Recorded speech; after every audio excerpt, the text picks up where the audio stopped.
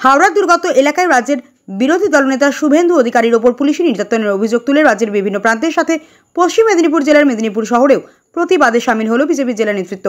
এদিন সন্ধ্যায় মেদিনীপুর শহরে জেলা শাসকের কার্যালয়ের সামনে রাস্তার উপর টায়ার চালিয়ে বিক্ষোভ দেখায় বিজেপির নেতৃত্ব। বিরোধী দলনেতার উপর পুলিশি নির্যাতনের অভিযোগ তুলে এদিনের এই বিক্ষোভ কর্মসূচি বলেই জানান জেলা বিজেপির সভাপতি ডক্টর শঙ্কর গুছাইত। আপনারা সবাই জানেন যে হাওড়াতে রাজ্যের বিরোধী দলনেতা শুভেন্দু অধিকারী মহাশয় একটা দুর্গত এরিয়া উনি পরিদর্শনে গিয়েছিলেন। বিরোধী দলনেতার অধিকার আছে পশ্চিমবঙ্গের যে কোনো জায়গায় যাওয়ার। এখানকার দলদল পুলিশ এবং হাওড়া কর্পোরেশনের পুলিশ তারা শুভেন্দু অধিকারীর উপর হামলা করেছে, তার হাতে আঘাতের চিহ্ন দেখা গেছে।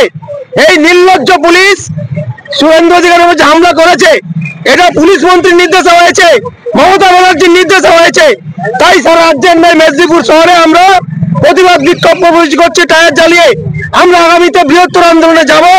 আজকে মেদিনীপুর শহরে আমরা প্রতীকী বিক্ষোভ করে আমরা এই পুলিশ মন্ত্রীর পদত্যাগ দাবি করছি এবং বিরোধী দলের মধ্যে হামলা হয়েছে, এই হামলার তীব্র নিন্দা ধিক্কার জানাচ্ছি।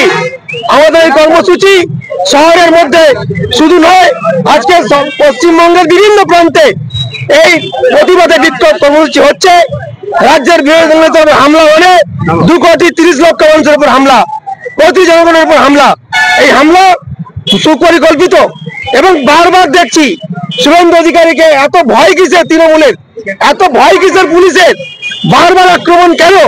কোথাও গাড়ির ওপর হামলা হচ্ছে, কোথাও কাঁচ ভাঙা হচ্ছে, কোথাও ঘেরাও হচ্ছে। সেদিন হলদিয়াতে দেখলাম 78 বার হাইকোর্টের রায় নিয়ে প্রোগ্রাম করতে হচ্ছে। কেন? কিসের ভয়? পুলিশ মন্ত্রী কিসের ভয়? তার তো ঘুম হচ্ছে না। এর জবাব যোগ্য সময় পাবে। এবং মমতা ব্যানার্জিকে বলতে চাই, শুভেন্দু অধিকারীর উপর হামলা করেছো তোমরা, ছেড়ে কথা বলবে না। শুভেন্দু অধিকারী মেদিনীপুরের মানুষ আর মেদিনীপুরের মাটি জানে কিভাবে উত্তর দিতে হয়। আগামীতে দেখা হবে, চোখের চোখ রেখে লড়াই হবে। এটা প্রতীকী বিক্ষোভ। আগামীতে আমরা বৃহত্তর আন্দোলনে যাব যতক্ষণ নয় এই অপদার্থ পুলিশ মন্ত্রী মমতা বন্দ্যোপাধ্যায় পদত্যাগ করছে এবং যে যে পুলিশ ধাক্কা দিয়েছে, আজকে দেখতে পাচ্ছি হাতে আঘাত দিয়েছে, তাদের বিরুদ্ধে আইনত ব্যবস্থা যতক্ষণ না হচ্ছে আমাদের আন্দোলন চলবে এবং এই আন্দোলন আগামীতে বৃহত্তর আন্দোলনের রূপ নেবে। ডক্টর শঙ্কর গুছাইত, জেলা বিজেপির সহসভাপতি।